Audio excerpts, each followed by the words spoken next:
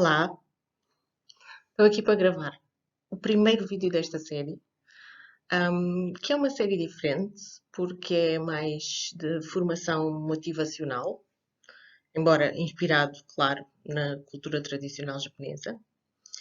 E esta série foi pensada em conjunto com uma solicitação que fizeram, que foi fazer vídeos para o Ano Novo Lunar, também é conhecido como Ano Novo Chinês, e o significado disso e como é que nós nos podíamos preparar para isso, independentemente se vocês acreditam ou não em astrologia e em signos e nessas coisas. Eu acho que é independente disso porque eu acho que um exercício de ponderação e reflexão e também um exercício de motivação e de determinação e de foco é sempre útil a qualquer pessoa. E eu vou tentar mostrar ao longo desta série de vídeos uma série de conceitos da cultura tradicional japonesa que podem ajudar toda a gente no dia a dia. E vou tentar fazê-lo do modo mais prático possível, e por isso começo pelo conceito de Ikigai. Um, nesta, nesta pequena apresentação é só assim um cheirinho. Depois, quem quiser fazer a sessão prática pode seguir os links que estão aqui na descrição do vídeo. São sessões abertas ao público geral, gratuitas, que são de exercício, mas também de partilha, e eu espero que sejam úteis para vocês, se vocês quiserem participar. O que é o Ikigai? Ele entrou como uma buzzword, como uma palavra que aparece muito nos média ocidentais ultimamente, mas eu acho que entrou transviada, desviada do seu propósito original. Este tipo de esquema, ou esquemas como este, são muito frequentes e vocês se calhar até já se cruzaram com qualquer coisa deste género, se pesquisaram sobre Ikigai, se interessam sobre isso. Não necessariamente só este esquema, mas muitos esquemas deste género estão associados ao entendimento do Ikigai. Não é a única maneira de o apresentar, não é a única maneira de o entender, mas é uma delas. Só que um esquema é um esquema, não é tudo. Então é preciso aprofundar mais. É uma imagem que nos ajuda a raciocinar sobre um conceito, mas depois é preciso ter a vontade de submergir e encontrar e encher cada uma destas partes.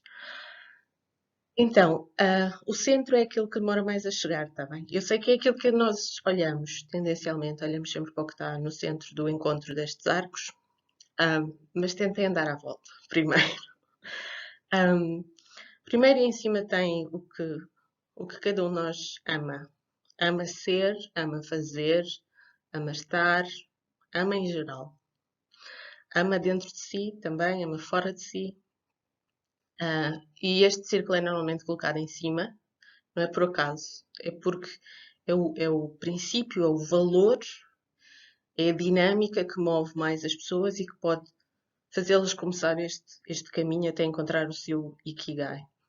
Mas também é muito difícil encontrarem o que amam ser, o que amam fazer. Pode ser difícil, depende de quão centrados vocês estão em vocês mesmos, como é que foi o vosso caminho, qual é a vossa relação terapêutica convosco próprios. Mas é preciso pensar sobre se vocês conseguem fazer uma lista, se conseguirem uma lista, se conseguirem só um ou dois é o ideal, o que realmente amam. Depois ao lado vamos seguir a direção dos ponteiros do relógio. O que é que o mundo precisa? Para se chegar ao significado de Ikigai na cultura tradicional japonesa, esta ideia de ser necessário para o coletivo é extremamente importante. No Japão, quer o tradicional, quer o contemporâneo, embora com diferentes maneiras de o manifestar, mas há sempre este princípio básico por trás, que é o ser individual tem que servir o coletivo. Isto tem um lado positivo e tem um lado negativo, obviamente. Tem prós e tem contras. Mas é uma constante. E é uma coisa da cultura tradicional japonesa que podemos retirar daquilo que ela tem de bom. Não é? A parte boa de aprendermos sobre a sabedoria das antigas civilizações e a sabedoria de outras culturas é podermos selecionar o que elas têm de bom para a nossa vida hoje em dia. pensar o que é que o mundo precisa, aquilo do qual tem falta, e aquilo que nós podemos dar ao mundo, aquilo que nós temos para dar. Se nós não temos, também não vale a pena dizer, olha, o mundo precisa, sei lá, uma coisa hipotética. O mundo precisa de que se combata pelos mais fracos e desfavorecidos.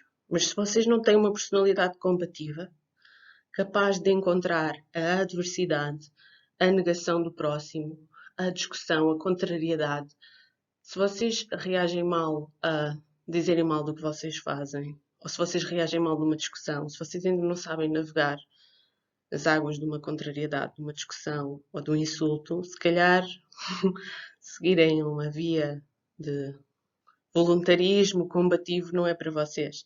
Percebem? Vocês têm que encontrar o que é que o mundo precisa e têm que encontrar aquilo que vocês podem dar ao mundo daquilo que ele precisa. É por isso que o eu e o outro aqui são um mingle. No outro arco temos o que é que pode sustentar. Não é uma via, esta via do Ikigai não é uma via ascética, não é uma via de abnegação, de monge franciscano. As pessoas têm que viver e têm que viver no mundo hoje em dia como ele é. Agora, o que é que vocês precisam para se sustentar a vocês próprios? É que o que as pessoas precisam para se sustentar é muito diferente, conforme aquilo que dão valor na vida. O quão frugais são, o quão ricos se sentem, não tem a ver com aquilo que eles têm, nem sequer com aquilo que têm acesso. É muito mais interno do que isso. Então, muitas vezes, o que é que me pode sustentar leva as pessoas a questionarem-se o que é que elas realmente precisam para se sustentar. E a fazer algumas escolhas. Já toda a gente ouviu a história de alguém que diz trabalhava na bolsa ou trabalhava neste sítio ou naquele. Às vezes, americanos, de outras nacionalidades até. Larguei o emprego que ganhava muito bem para fazer uma coisa que agora me preenche muito mais e sou muito mais feliz. Toda a gente já ouviu essa história. Essa história são pessoas que estão particularmente bem oleadas nesta dimensão aqui, de perceberem o que é que as pode sustentar e perceberam que se podem sustentar com muito menos do que aquilo que tinham antes e que podem também se geram bem nas outras duas esferas e podem dar qualquer coisa ao mundo que o mundo precisa. Ao lado, continuando ponteiros relógios, aquilo que faço bem. As pessoas têm que ser realistas. Há coisas que fazemos bem, há coisas que não fazemos bem. Há coisas que ainda não aprendemos a fazer, há coisas que talvez por causa da nossa personalidade e história de vida nunca sejam muito fáceis ou muito bem feitas por nós. Ninguém é perfeito, ok? Eu vou partilhar aqui a história como é que este vídeo começou. Eu tive para fazer este vídeo o dia inteiro, hoje, e já não é hoje sequer, é meia-noite e 44 do dia a seguir. Eu tive para fazer este vídeo o dia todo, mas não sei porque panca maluca da minha cabeça achava que não estava pronta para fazer por coisas absolutamente ridículas, vejo hoje, que é, tinha borbulhas, a minha pele está muito mal porque é inverno e está seca, a minha voz está esquisita, não tinha a zona da casa onde eu filmo os vídeos preparada para isso, por causa de umas coisas que aconteceram aqui. Eu não estava a ver aquilo que eu faço bem e aquilo que eu não faço bem. Eu estava a misturar as coisas. Eu estava a misturar contexto com conteúdo. Eu estava a pensar que por não ser perfeito, não podia fazer. Não, isto não tem a ver com ser perfeito. Tem a ver com identificar o que é que se faz bem e fazê-lo. E não se pôr com coisas. E não se pôr com desculpas. E fazê-lo mesmo. Então, se nós cruzarmos estas dimensões todas, nós conseguimos descobrir que um sentido de missão está algures entre o que uma pessoa ama e o que é que o mundo precisa. E o que é que a pessoa pode dar ao mundo daquilo que a precisa. Uma descoberta de uma vocação está entre dar ao mundo o que ele precisa, mas também aquilo que me pode sustentar, materialmente e interiormente. As duas coisas. Uma profissão é o cruzamento entre aquilo que me pode sustentar e aquilo que eu faço bem. Que eu vou ser, de uma maneira geral, reconhecida por outras pessoas que também o fazem bem. Mais cedo ou mais tarde isso vai acontecer, mesmo que não seja logo. A paixão por aquilo que se faz está entre o que eu realmente faço bem, porque quando se faz bem uma coisa e se faz uma coisa que também se ama ao mesmo tempo, Newsflash, não nos cansamos. Como eu disse, é menos de 44, estou aqui a fazer isto e tenho mais ideias alinhavadas para fazer. Não se cansa. Não há cansaço e não há esgotamento quando uma pessoa está a fazer simultaneamente o que faz bem e o que ama fazer. E portanto, keeps going. E encontro outras pessoas como ela. E no cruzamento disto tudo está Ikigai. Então é muito difícil traduzir Ikigai sem cortar uma das suas pernas, sem truncar uma das suas dimensões. Normalmente é traduzido como encontrar um modo de viver bem ou encontrar o sentido da sua vida. Encontrar uma razão para sair da cama de manhã e viver o seu dia. Também é muitas vezes traduzido assim. Mas é muito importante vocês perceberem que ninguém pode ser o vosso treinador de Ikigai, ninguém pode ser o vosso coach de Ikigai, ninguém vos pode dar uma formação a dizer Ikigai é assim, tumba, faz isto. É muito importante descobrir todas estas dimensões de uma pessoa e da sua maneira de estar no mundo e da sua possibilidade de estar no mundo. E isso é um trabalho que a pessoa tem que fazer por si própria. E também é um trabalho que não vai ser permanente. Vai ter que ser constantemente refeito, vai mudar ao longo do tempo. O que o mundo precisa muda ao longo do tempo. Aquilo que pode sustentar uma pessoa também muda ao longo do tempo. O Ikigai de uma pessoa tem que ser suficientemente estável e perene e encontrado dentro de si para não ser desencontrado, para não ser perdido quando as coisas mudam muito à volta de uma pessoa, não perder o seu chão. Mas tem que ser suficientemente flexível para se adaptar a que vários destes elementos mudem e a pessoa não perca de vista aquilo que quer fazer pelo mundo e aquilo que quer fazer por si. Para mim, pessoalmente, eu acho que o que aconteceu primeiro foi de uma maneira não consciente, uma maneira pré-consciente, eu sentir-me atraída por uma série de coisas que eu queria aprender e fazer e só depois descobrir como é que elas se encaixavam no meu Ikigai. Isto também porque fui cultivando aquilo que eu era boa a fazer nessas coisas. Muitas vezes as pessoas, isto é um bocado o método japonês, as pessoas treinam. É um desafio, treinam.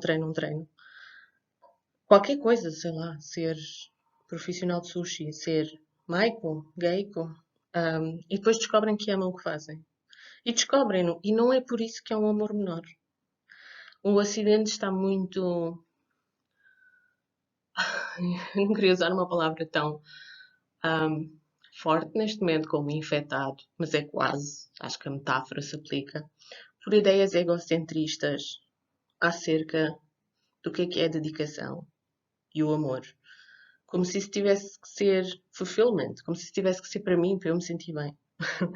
E outras latitudes, outras culturas muitas vezes ensinam-nos que treinar qualquer coisa muitos anos, fazer qualquer coisa muito tempo, ou para outras pessoas, se descobre um tipo de amor diferente. Que não é a ideia do amor romântico que no Ocidente se aplica inclusivamente àquilo que uma pessoa quer. Muitas vezes as pessoas dizem, eu amo isto, eu quero. Não é, é um lugar comum, é uma figura de estilo da linguagem. Eu amo isto, eu quero tanto isto. Identificam amar com querer. Isso é um problema na linguagem, mas sobretudo aqui e aqui. E isso está completamente exterior à lógica do Ikigai. Em termos de origem do kanji, da palavra propriamente dita, Ikigai escreve-se com dois componentes importantes.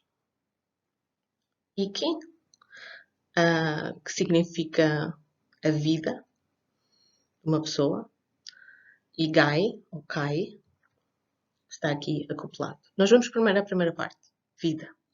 Também pode ter o sentido de genuíno ou de nascimento, quando é utilizado, noutras palavras.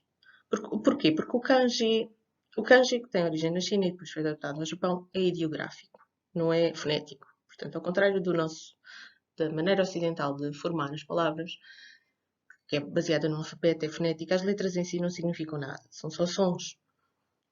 Mas em todas as linguagens ideográficas, a começar pelo hieroglífico do Egito Antigo, nós temos conceitos, temos uma espécie de filosofia inerente à linguagem. Temos um jogo de conceitos nas formas que são a base de cada um dos kanjis.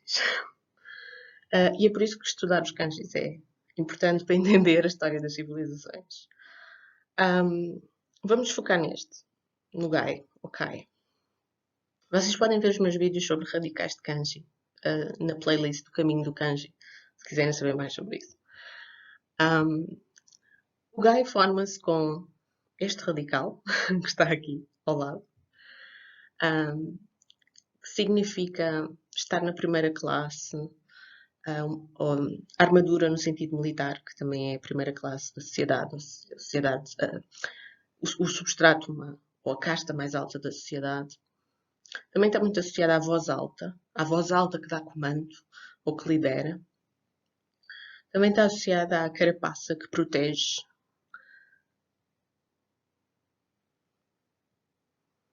E este outro kanji, da componente do compound de Gai, diz belo.